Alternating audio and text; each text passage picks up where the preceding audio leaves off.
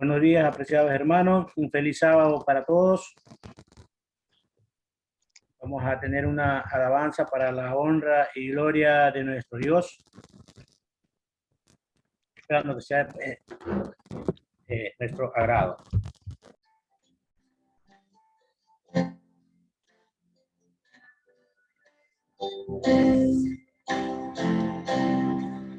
Las zorras tienen cueva para dormir. Las aves de los cielos tienen nido, mas el Hijo del Hombre no tiene un lugar donde su cabeza recostar. Sígueme, sígueme, sígueme, dice el Señor.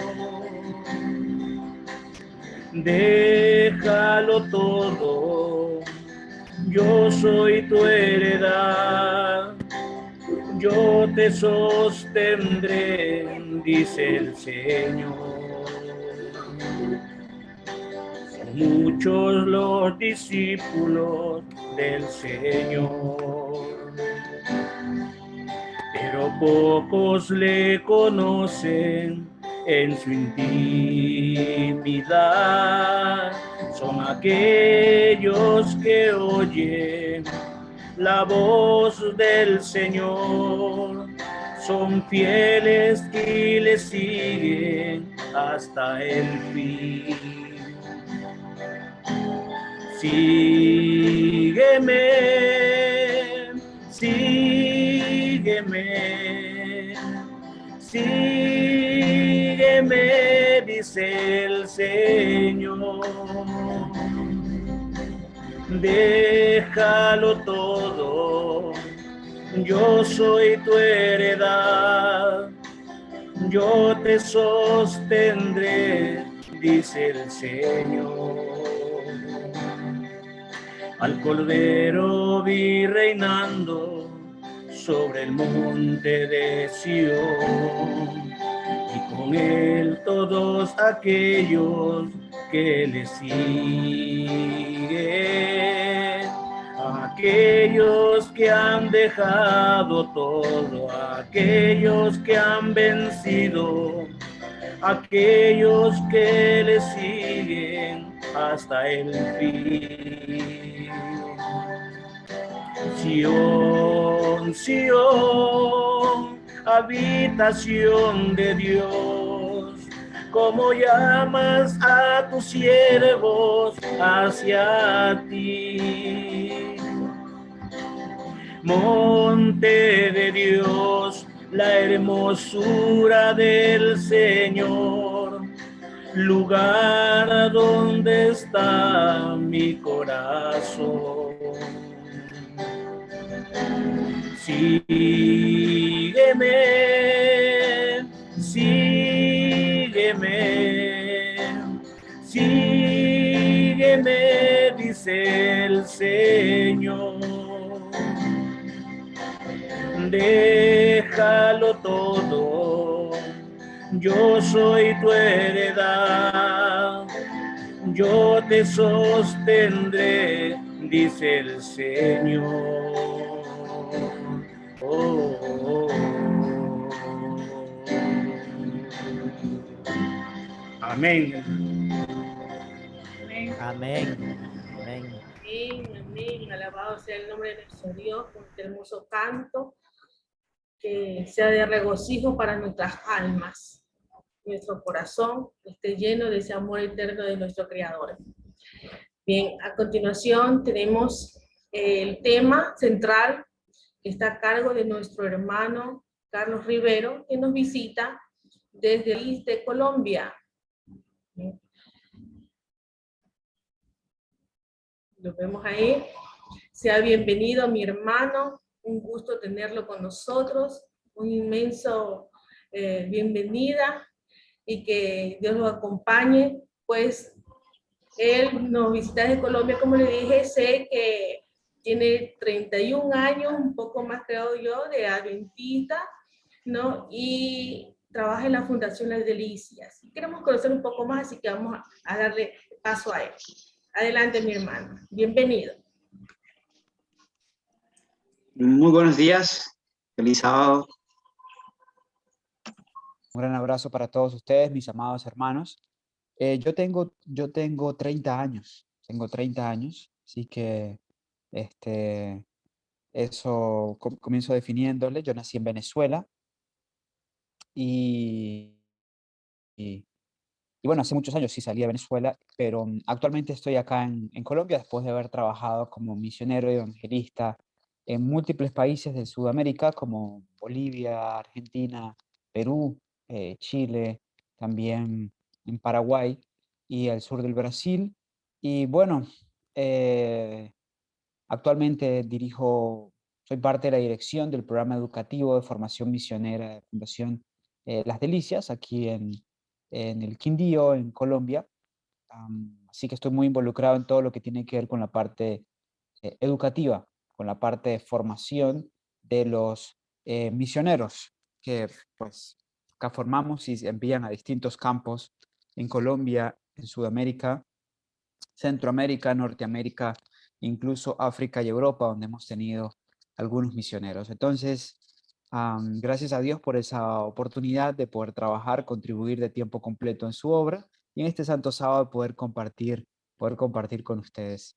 Y bueno, el tema o lo que nos compete está asociado con el tema de la educación,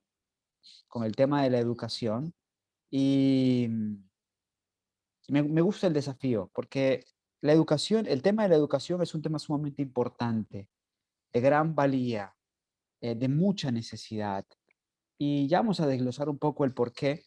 Y pues esto es un tema muy amplio, es un tema muy extenso. Sé que mi querida hermana Rosa Bertesoto durante esta semana les estuvo compartiendo algunos de los principios y sé que a pesar de que haya compartido toda la semana, hay muchísimo más para desarrollar. Es un tema tan abarcante, tan precioso. La primera vez que nuestro pueblo recibió luz en cuanto a eso fue en enero de 1872, eh, cuando en visión a la profeta pues, recibió instrucción específica en cuanto a una labor particular que debía hacerse a través de la educación, y eso fue algo que ella llamó proper education. Y desde entonces, pues, eso fue un tema que se fue desarrollando en el mundo adventista, lo que nos llevó a desarrollar no solamente sanatorios, sino también colegios, instituciones. Mm, Lamentablemente, con el paso de los años se ha ido perdiendo mucho de lo original del mensaje en cuanto a la educación y poco se entiende cabalmente en cuanto a lo que es lo que ella llamó proper education, educación apropiada, o lo que Dios también le definió como la ciencia de la verdadera educación. Entonces, bueno, eh, vamos a hablar de esto y como digo es un gran desafío, pero voy a tratar de presentar algunos de los principios fundamentales en síntesis en este tema que hemos titulado Educados para la Eternidad. Pero no lo voy a hacer antes sin tener una oración. Quisiera orar una vez más con ustedes, así que por favor inclinemos nuestros rostros para orar. Hablemos con Dios. Querido Padre Celestial, en este momento quiero darte las gracias porque nos das la oportunidad, Señor, de encontrarnos a través de este programa, encontrarnos a través de este medio, para poder seguir aprendiendo más de tu palabra, de tu verdad, de tu justicia. Quiero implorarte, querido Señor, que hables a nuestros corazones, que nos ayudes a tomar las mejores decisiones conforme a la dirección de tu palabra y la dirección y la fortaleza de tu espíritu. Descansamos en ti, Señor, creyendo que el que nos llamó también nos ha de capacitar, creyendo que el que la buena obra empezó ha prometido concluirla y en nosotros la concluirá. En el nombre precioso de Jesús, el Maestro Divino. Amén. Y amén. Amén. Bien, mis queridos hermanos, ese mensaje que nosotros recibimos como pueblo en 1872 hace bastante rato ya, pronto el próximo año, en enero del próximo año, cumpliremos 150 años desde que recibimos el mensaje que, repito, Ellen White llamó Proper Education, y que fue fue el mensaje que nos introdujo como pueblo el tema de la educación, de la educación, de la educación. De hecho, ya los católicos habían visto la importancia de la educación. No olviden que el fundador del jesuitismo, Ignacio Loyola, fue también es considerado el padre de la educación católica, y por eso muchas universidades e institutos educativos llevan su nombre. Yo creo que en Ecuador, si no estoy mal, en Perú sí lo recuerdo con claridad, igual en Bolivia, pero en Ecuador recuerdo en una ocasión, me parece que vi algunas instituciones que llevaban el nombre Ignacio Loyola. Ignacio Loyola es el fundador del jesuitismo y a la vez es el fundador del sistema educativo católico. Estamos hablando del siglo XVI, imagínense. ¿Cuánto tiempo tienen ellos ya trabajando en la parte educativa? Fue uno de los mismos que dijo en su momento: dame un niño hasta los 12 años y te lo haré católico para siempre. Entiende el alcance de lo que implica la educación. Dame un niño hasta los 12 años y te lo hago católico para siempre. Y eso es algo que han aprendido incluso los modelos autoritarios y déspotas en el mundo. Lo hizo el fascismo en la Italia de Mussolini, lo hizo el nazismo en la Alemania de Hitler, y trabajó en lo educativo para que creyeran lo que ellos querían que creyeran los niños e hicieran lo que finalmente hicieron. Ahora, lo hizo, por ejemplo, Fidel Castro en Cuba. Voy a algo mucho más reciente. Cuando Fidel Castro toma el poder en Cuba, eh, la situación fue muy sencilla. Por cierto, en un enero, pero de 1959, si no estoy mal, toman el poder, y ellos no tuvieron problemas en los siguientes años, meses, años, que se fueran los viejos, que se fueran los viejos, que se fueran y se montaran en su kayak, en su barco, en su pequeño bote improvisado, y se fueran, o nadando, si querían, se fueran a Miami. Él no tuvo problema con eso, pero eso sí, los pequeños se quedaban con él. Y eso fue lo que hizo. Comenzó a trabajar con los pequeños, comenzó a trabajar con los pequeños, los adiestró, los acostumbró, los acostumbró a la miseria, los acostumbró a la penalidad, los acostumbró a todas esas cosas que él necesitaba acostumbrarlos, y por eso es que ha durado tantos años. Y hasta ahora, por primera vez en décadas, es que un grupo de personas se manifestó, ¿no? Allá, porque era demasiado, ¿no? Entonces, es el poder de la educación, es el poder de la educación. Dios, consciente de esto, nos dio como pueblo un mensaje hace cerca de 150 años. Lamentablemente es un mensaje que se ha ido perdiendo, muy impopular, debo decirlo, porque incluso hasta el mensaje de salud, que hace unos años era muy despreciado, muy rechazado en nuestros medios. Yo nací como adventista, yo nací en una iglesia adventista y crecí como adventista también en una iglesia, y yo recuerdo en mi infancia y hasta la adolescencia nunca haber escuchado hablar en mi iglesia de salud, escuchar hablar de reforma pro salud, del mensaje de salud, de que nuestro cuerpo es templo del Espíritu Santo. Era un curso de cocina, pues, no, eso nunca se vio, eso lo vine a ver desde que hace poco tiempo lanzaron el programa Quiero Vivir Sano, y cosas como esas que han sido una gran bendición en nuestro medio. Ahora bien, el tema de salud ha hallado un poco más de recepción. ¿Por qué? Porque es que incluso a nivel secular, hoy en día está de moda ser vegetariano, está de moda cuidarse, hacer ejercicio, tomar agua, descansar temprano, alimentarse bien. Y bueno, ya si las piedras estaban hablando, nos tocaba hablar a nosotros también, o sea, porque nosotros tenemos ese mensaje desde hace más de 160 años, casi 160 años. Entonces, bueno, pero el tema de educación es mucho más complejo, es mucho más complejo. Y, y ha sido mucho más, ha sido rechazado de una manera más contundente, de una manera más abierta, ¿ok? Y la ignorancia es lo que caracteriza hoy nuestro pueblo en cuanto al tema de la verdadera educación. Y el diablo necesita que sea así. ¿Por qué? Noten, noten lo que dice la siguiente declaración. Voy a comenzar con esta declaración y voy a pedirles que por favor me permitan compartir pantalla, pero desde el computador, que lo conecté justamente para, aquí voy a poner, lo conecté justamente para que pudiéramos ver, a ver si sí, para que pudieran ver algunas de las declaraciones que tengo por acá. Ok, ya está compartiendo. Muy bien. Entonces, noten, por ejemplo, esta declaración de mente, carácter y personalidad en el tomo 1, en la página 53. Ahora, como nunca antes, necesitamos entender la verdadera ciencia de la educación. Si dejamos de entender esto, nunca tendremos un lugar en el reino de Dios. Noten, ahora como nunca antes, que necesitamos entender la verdadera ciencia de la educación. Si ella menciona la verdadera ciencia de la educación, es porque hay una falsa ciencia de educación. Entonces, necesitamos comprender la verdadera ciencia de la educación. ¿Cuál es la consecuencia?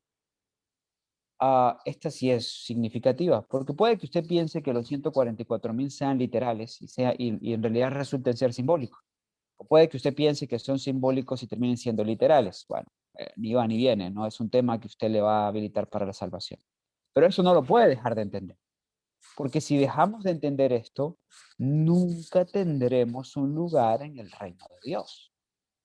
Y esto es algo importante, que nos debe estar conectando con una realidad, con una verdad realmente trascendental, que implica mucho en cuanto a nuestra experiencia de salvación. Y les doy una ilustración, no solamente en cuanto a eso, sino incluso en el cumplimiento de nosotros como iglesia.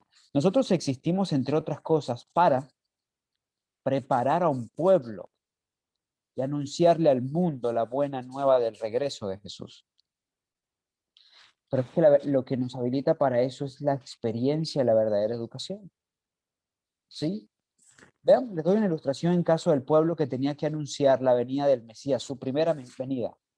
En el caso del pueblo de Israel, de ellos se dice en Juan 1:11 lo siguiente: a los suyos vino y los suyos no le recibieron. Es decir, el pueblo que tuvo la misión de preparar el camino para que él viniera por primera vez, nunca estuvo listo. Por eso a los suyos vino y los suyos no le recibieron. La profeta nos explica esto diciéndonos lo siguiente. En el deseo de todas las gentes, página 267, nos dice así: esperaban que Cristo les daría los ricos y costosos mantos de sus conquistadores. Todos los corazones palpitaban con la orgullosa esperanza de que Israel sería pronto honrado ante las naciones como pueblo elegido del Señor, y Jerusalén exaltada como cabeza de un reino universal. Esas eran las esperanzas de ellos.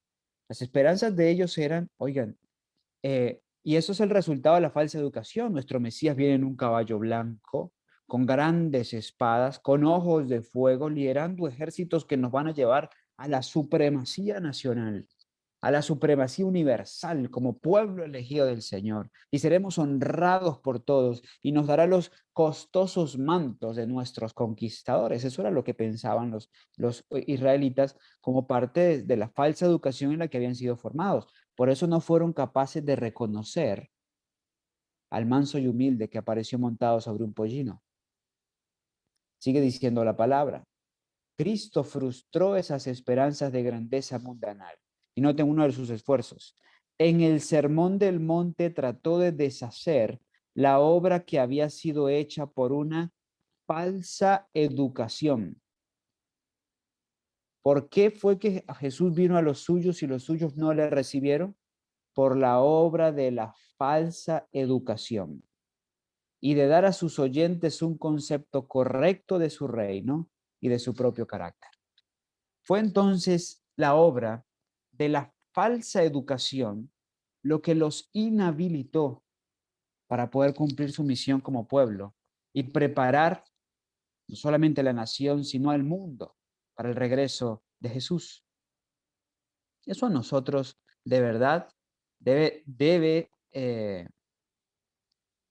llevarnos a reflexionar. Debe llevarnos a reflexionar. ¿Por qué? Porque si nosotros Somos hoy el pueblo llamado a preparar el camino para la segunda venida de Cristo, a estar preparados y preparar a otros, a anunciar las buenas nuevas de la segunda venida de Cristo. Y no comprendemos el tema de la verdadera educación, y es más, somos formados, por ende, en la falsa educación. No vamos a alcanzar a ver lo elevado de nuestra misión, ni vamos a alcanzar a recibir lo que necesitamos para cumplir nuestra misión. Pero lo que es peor aún, estamos expuestos a perder la vida eterna, porque no tendremos un lugar en el reino de Dios a menos que comprendamos, experimentemos, vivamos lo que es la ciencia de la verdadera educación. Y entiendo que estoy hablando a educadores y entiendo que estoy hablando también a padres, y eso es importante. Pero por sobre todo entiendo que estoy hablando a personas que desean ir al cielo. Y por eso es que este tema lo he llamado Educados para la Eternidad. Porque no quiero que veamos lo que voy a hablar a continuación, que todo les sirve para que lo podamos aplicar con nuestros jóvenes y con nuestros niños. No quiero que lo veamos directamente hacia ellos, sino hacia nosotros. Porque nosotros somos los que necesitamos, en primer lugar, ser educados para la eternidad, para poder educar a otros para la eternidad. Uno no puede dar lo que uno tiene. Uno no puede dar lo que uno no tiene. Transmitir información, cualquiera transmite información. Enseñar para la eternidad es algo distinto. Es algo completamente diferente. Enseñar conceptos y teorías cualquiera lo hace. Informar cualquiera lo hace. Yo estudié periodismo. Informar es muy fácil. Ahora, educar es otra cosa. Veamos algunos principios fundamentales que necesitamos comprender y aplicar a nuestra vida. Proverbios, vamos a Proverbios, en el capítulo número 9, versículo 10. Proverbios en el capítulo 9, versículo 10 nos dice lo siguiente. El temor de Jehová es el principio de la sabiduría, y el conocimiento del Santísimo es la inteligencia. Entonces, el temor de Jehová es el principio de la sabiduría. A ver. Oh, perdón. Aquí está. Muy bien. El temor de Jehová es el principio de la sabiduría, y el conocimiento del Santísimo es la inteligencia. Este texto de Proverbios 9, que está muy parecido, por cierto, a Job 28:28, que dice exactamente lo mismo. El temor de Jehová es el principio de la sabiduría y el conocimiento del Santísimo es la inteligencia. Es una joya de lo que es educación. Y implica muchos y abarca muchísimos elementos. ¿Okay? El temor de Jehová. El temor de Jehová. Ese mismo que está mencionado en el primer mensaje angelical. Temed a Dios y dadle gloria. El temor de Jehová es el principio de la sabiduría. Sabiduría, el que recibe sabiduría es el que recibe educación. Y solo existe una fuente de sabiduría, lo único que es sabio, y es nuestro Dios. Por eso dice, y el conocimiento del Santísimo es la inteligencia. Pero ¿qué me gusta que utiliza aquí en Proverbios 9:10? Una palabra que ya es muy conocida en la Biblia, el principio de la sabiduría. Y principio, esa palabra es la palabra hebrea Bereshit, que es la misma que hoy nosotros llamamos Génesis. Génesis. ¿Y por qué cito y digo todo esto? Porque Dios es la fuente de sabiduría. Dios es la fuente de inteligencia. Él es el Padre de toda luz, de todo don perfecto, de toda buena dádiva, dice el libro de Santiago. Bien, Dios desde el principio nos ha enseñado la ciencia de la verdadera educación, porque Él es también el Maestro divino. Y vamos en nuestras Biblias al libro de Génesis. Vamos a abrir nuestras Biblias en el libro de Génesis para que podamos ver ilustrados algunos de los más hermosos principios que abarca la ciencia de la verdadera educación. Ahí ustedes pueden ver también un par de textos que los puedo comentar antes de ir directamente al libro de Génesis.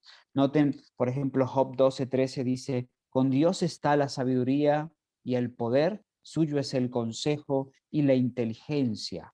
Y de hecho, Colosenses 2 dice que en Dios es quien están escondidos todos los tesoros de la sabiduría y del conocimiento, afirmando lo que ya nos había dicho Proverbios, diciéndonos, oigan, Dios es la fuente de sabiduría, Dios es la fuente de conocimiento, y Dios es quien ha dado para nuestro beneficio el arte, la ciencia de la verdadera educación. Ahora, noten lo siguiente, vamos a abrir nuestras Biblias en el libro de Génesis. Vamos al libro de Génesis en el capítulo 1, versículos 26 y 27. Nos dice la palabra de Dios lo siguiente en el libro de Génesis, capítulo 1, versículos 26 y 27. Ábranlo conmigo, por favor. Nos dice así. Y dijo Dios, hagamos al hombre a nuestra imagen, conforme a nuestra semejanza, y señoré sobre los peces del mar, sobre las aves de los cielos, sobre las bestias, sobre toda la tierra y sobre todo reptil que se arrastra y sobre toda la tierra. Y creó Dios al hombre a su imagen, a imagen de Dios lo creó, varón y hembra los creó. En este versículo que acabamos de leer, en estos versículos, nosotros vemos que Dios decide hacer al hombre. Y estos dos versículos son muy repetidos, algún aspecto muy conocido, pero son vistos de una manera muy superficial porque son tan abarcantes. Y les comparto algunas de estas cosas porque nos prepararán para entender lo que queremos decir de educación. Dios, Dios. La palabra Dios del Génesis es la palabra hebrea Elohim, que en su semántica más profunda quiere decir familia, familia. Es la familia del Padre, es la familia del Hijo, es la familia del Espíritu Santo. Dios dice, hagamos. Oh, la ciencia del trabajo en equipo. Aunque tú lo puedes hacer solo, qué bien es poder trabajar en equipo. Hagamos al hombre. Y noten, conforme a nuestra imagen, conforme a nuestra semejanza. Dios dice, hagamos al hombre. Y cuando utiliza la expresión hombre, no se está refiriendo aquí en las escrituras a género sexual, no, sino a género humano, a la familia humana. Entonces, la familia de Dios iba a ser la familia humana. Luego es que se hace diferencia sexual en los únicos dos géneros que existen, los que Dios creó, porque no hay género X, porque no hay género indefinido. Están muy definidos en la Biblia, versículo 27. Y creó Dios al hombre a su imagen, a imagen de Dios lo creó y ahora nos dice que es hombre, varón y hembra los creó. Pero, ¿qué abarca lo que dice su imagen, su semejanza? Bueno, les doy solamente un aspecto porque esto es muy abarcante. Uno de ellos, la deidad que está constituida por tres personas, hicieron a una persona constituida en tres grandes partes, que no es la suma de sus partes, sino un todo, pero con tres partes bien diferenciadas. Una parte mental, una parte física y una parte espiritual. ¿Y saben qué es aún más interesante? Que cada una de las tres personas que constituyen la deidad trabajan, abordan, simbolizan una parte de nuestras facultades como hombres. Por ejemplo, el Padre es el que se comunica con nosotros a través del lóbulo frontal y es la cabeza del plan de redención, porque de tal manera amó Dios al mundo que ha dado a su Hijo unigénito. Es la cabeza del plan de redención. La parte física es muy claro. ¿Quién tomó nuestra naturaleza? ¿Quién se hizo hombre para poder rescatar al hombre? Cristo. ¿Y quién es el que trabaja en nuestro espíritu? Pues el Espíritu Santo. Tres personas que constituyen la deidad crearon una persona con tres grandes partes, que repito, no es esa persona la suma de sus partes, sino es un todo, física, mental y espiritualmente. ¿Y por qué digo esto? ¿Y por qué parto de aquí? Porque el primer gran principio de la verdadera educación es este. Note lo que dice la educación en la página número 13. Y ya que hablo del libro La Educación, en una ocasión me encontraba, en una charla, me encontraba en una conferencia en Venezuela, una importante ciudad de Venezuela llamada Valencia, y estando allá, están hablando sobre educación y yo fui. Y le estaba dando un profesor judío, un montón de maestrías, con un montón de cosas en su currículo y demás. Y el hombre, recuerdo, manejó una charla magistral, realmente magistral. Y yo, mientras lo escuchaba, yo decía, esas cosas que este hombre dice me son tan familiares, porque hablaba de la armonía en la formación, de no descuidar lo físico, de también abordar lo moral. Hablaba de que la educación pudiera desarrollarse en un medio más natural, menos artificial posible, y todas estas cosas. Y yo estaba tan inquieto, pero recuerdo que todo el auditorio muy enfocado en lo que este hombre decía, atentos a cada palabra que salía de la boca de este judío. Y recuerdo él al final, cuando dije, bueno, ya se me acabó el tiempo y hay mucho más que quisiera decirles en cuanto a educación, pero le voy a recomendar una fuente, dijo él. Él dijo, y es el mejor tratado que he leído en mi vida sobre educación. No es, he leído mejor autor sobre el tema de educación. Y la verdad es la autora más completa en cuanto a esto. Y en eso levantó un libro, así, en su mano. El libro ya me parecía familiar, pero yo estaba más o menos lejos y no alcanzaba a leer el título. Y el hombre dice, se llama La Educación. Y su autora es una autora que la conocen bien los adventistas, pero para mi vergüenza el hombre dijo, pero poco la obedecen. Se llama Ellen White. Se llama Ellen White. Es la mejor autora que he leído sobre el tema de educación. Y les dijo y les recomiendo este libro, La Educación. Fue tan magistral la cátedra de este hombre, por cierto, no adventista, porque después me le acerqué y le pregunté, no adventista, fue tan magistral la cátedra de este hombre que al final las personas se acercaban y le decían, ¿y dónde conseguimos ese libro? ¿Y dónde conseguimos ese libro? ¿Y dónde conseguimos ese libro? Y bueno, en fin, leamos de la educación, página 13, leamos del mejor tratado de educación que existe. Dice la mensajera de Dios aquí lo siguiente. Voy a compartir una vez más. Nos dice la palabra de Dios allí en la educación, en la página número 13, nos dice así. Aquí estamos. Creo. Bueno, dice lo siguiente. La verdadera educación significa más que el seguimiento de un determinado curso de estudio. Entonces, ¿qué es la educación? Es más que el seguimiento de un determinado curso de estudio, ¿sí? Y es así. La verdadera educación es mucho más que esto. Es más de lo que nosotros creemos. De hecho, ella parte diciendo que nuestra visión en cuanto a educación es realmente muy limitada, muy limitada. ¿Por qué razón? Porque para nosotros educar es lo que hacemos con el niño cuando ya tiene 4 o 5 años, porque ni siquiera reconocemos que uno comienza a educar desde el vientre de la madre. Entonces, para nosotros educar es eso, ¿no? Lo que hacemos con el niño cuando tiene 4 o 5 años, más o menos. Entonces, eso para nosotros ya es educación. Y también que es educación para nosotros cuando entra en la escuela primaria, o bueno, ahora hablamos de jardines y luego hablamos del kinder, hablamos de escuela primaria, secundaria, universidad o maestría. Y cuando ya hace su maestría o su doctorado, ya cerró su educación.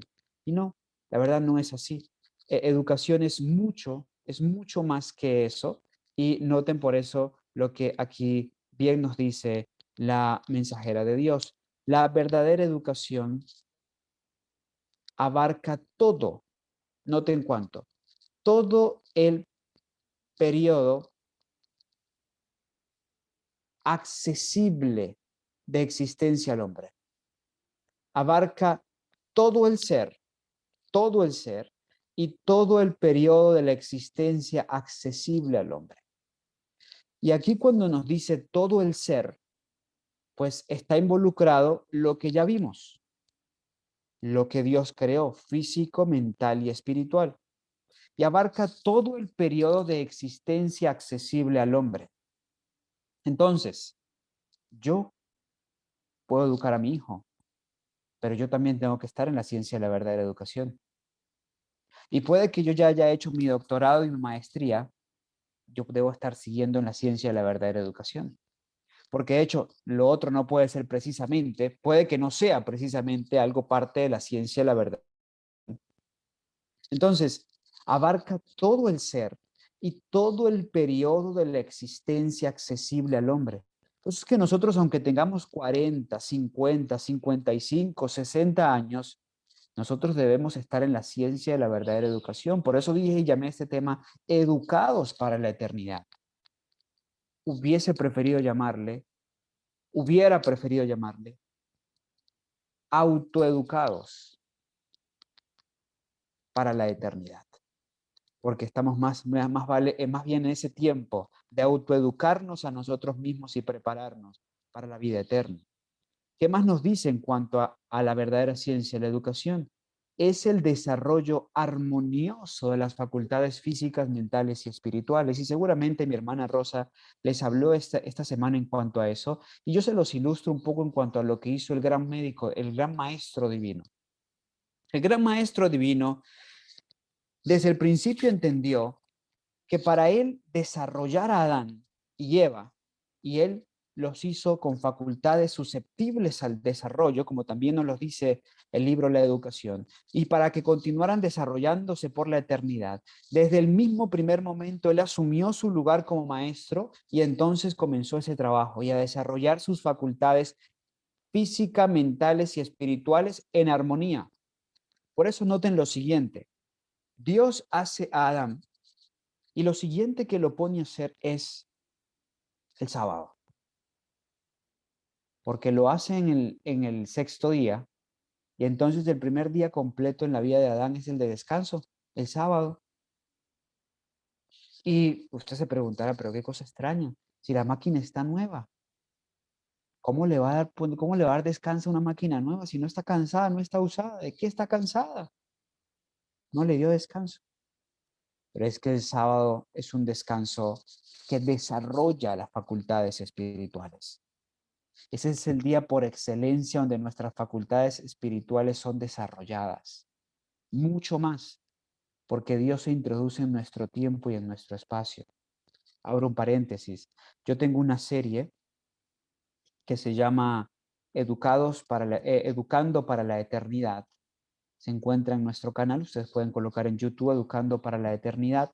Una serie, deben ser como 30 temas más o menos, un poquito más, donde desglosamos algunos de los principios más importantes de la ciencia de la verdadera educación. Y ahí tengo un tema que se los voy a recomendar, que habla de la experiencia del sábado en la educación.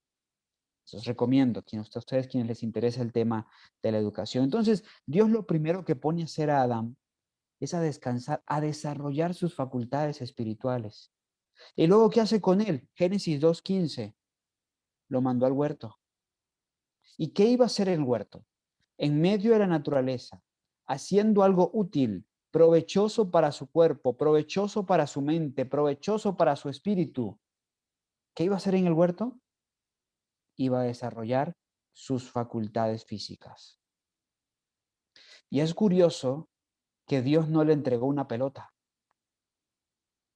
Es curioso que Dios no le entregó un videojuego, ni le entregó un teléfono para que sus hijos desarrollaran sus facultades físicas. ¿Por qué? Porque obviamente no las iban a desarrollar, las iba a atrofiar. Y con lo otro, con lo primero que mencioné, si bien iba a correr y a moverse y a sudar por aquí y por allá, se iba a desvirtuar su carácter porque la palabra dice, nada hagáis por vanagloria o bajo contienda.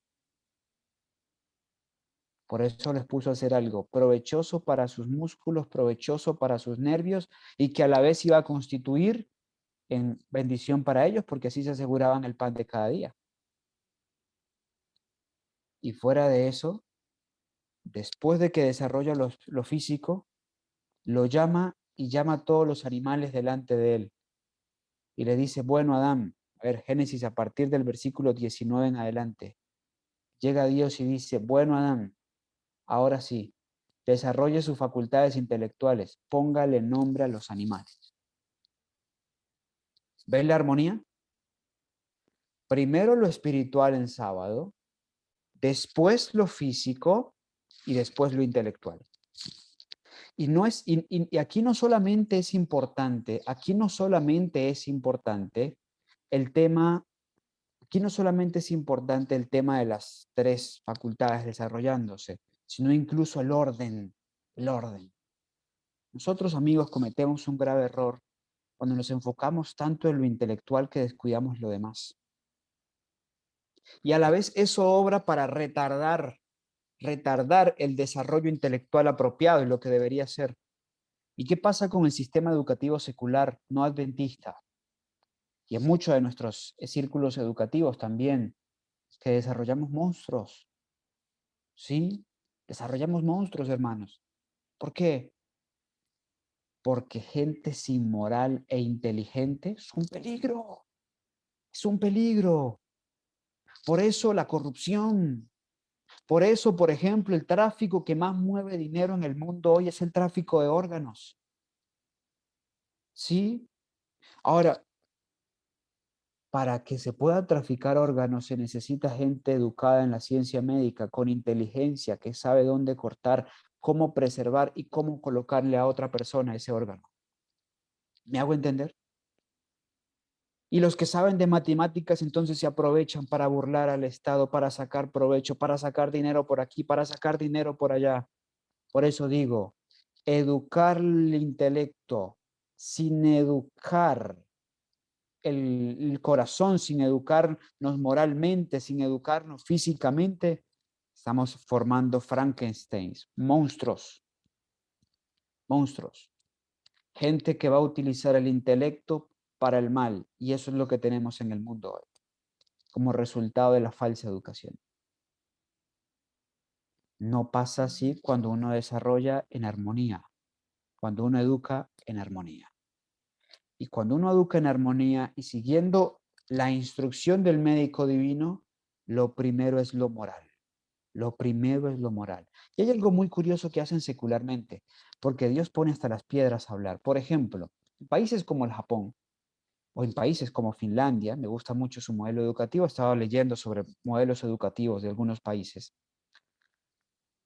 Hasta los 7, 8 años en algunos casos, los maestros no están preocupados en mame, mi, mu, pape, pi, pu, 1 más 1, 2, 2 más 2, 4, 4 más 4, 8. No, están preocupados en, si no es suyo, no se toca.